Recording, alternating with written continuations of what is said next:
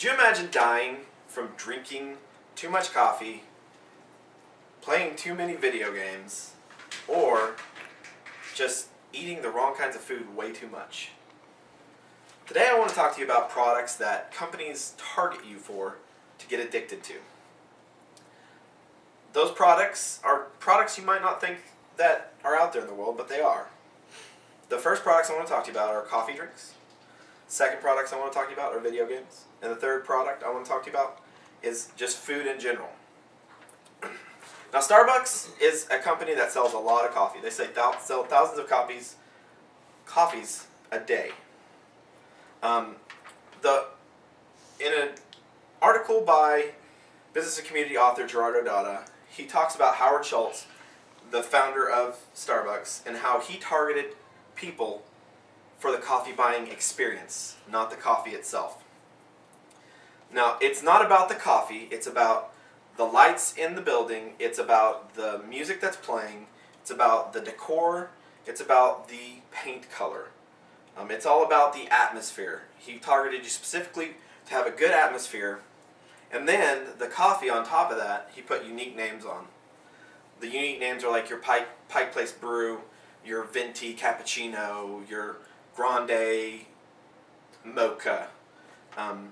He wanted you to know that you were getting something special, and that's why he targeted you with those kinds of things. They also target you for personal rewards. They want you to want the coffee. They want you to desire the coffee, that you're personally rewarding yourself each day with a great cup of coffee that they provide. They do that with brain tricks. The brain will trick your mind into thinking that even though this isn't a great cup of coffee, this is a good experience I had at this coffee company, and I want more cups of coffee every day because I deserve this. Now that I've talked to you about the coffee cups, I want to talk to you about the video games. Video game companies have dastardly ways of getting you hooked to their video games. I know this firsthand. They do the first thing they do is something that cracked author David Wong titled as easing you in. And then they also worded it as fast first. You start playing the game and you get lots of rewards right at the beginning. You level up. After 5 minutes you're another level. After 10 minutes you're another level. These kinds of rewards at first make you want to play more. After a long period of time, they have, as the time increases, delayed rewards. Shorter rewards are fewer and farther between. This kind of delayed gratification makes you want to level some more. It makes you want to push further into the game. The other way they target you is by doing what they call eliminating stopping. Now, eliminating stopping means they take a mission or something in the game and they make it as long as they possibly can so you can't save or you can't quit. They call these raids or they call these dungeons or what have you. They take them and they make them really long, so you got to keep pushing through it, and you'll want to do more of the missions. On the opposite side of this, they do a closer together kind of mission where it's after a couple minutes you've got another mission in your bag or another thing to do. And the more that you have of these, the quicker you think that you're doing them. But after 3 hours, you've done 30 missions, and you're like, it's been 3 hours. That's not good for your life. That's not good for anybody's life. They also do something called play it or lose. You get a special reward if you play at a specific time during the day, or they also take what they have seasonally, say Halloween, they give you a reward during Halloween if you log into the game. And that will help you stay in the game more often. Now that we've talked about games, I want to talk about food.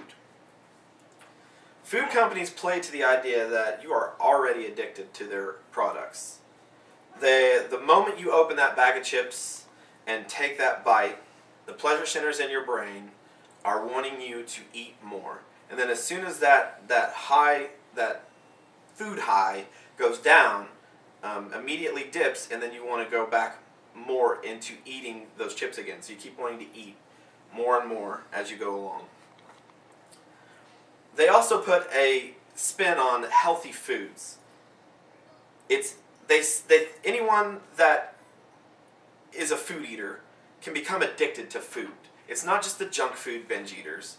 Anybody that doesn't have a vegetable garden or doesn't have a herb patch can be addicted to food. So they play to that montage. They also play to the fact that processed sugar isn't everything. 80% of America, or 80% of the sugars consumed in America are processed sugars, and there are 56 different names for those processed sugars.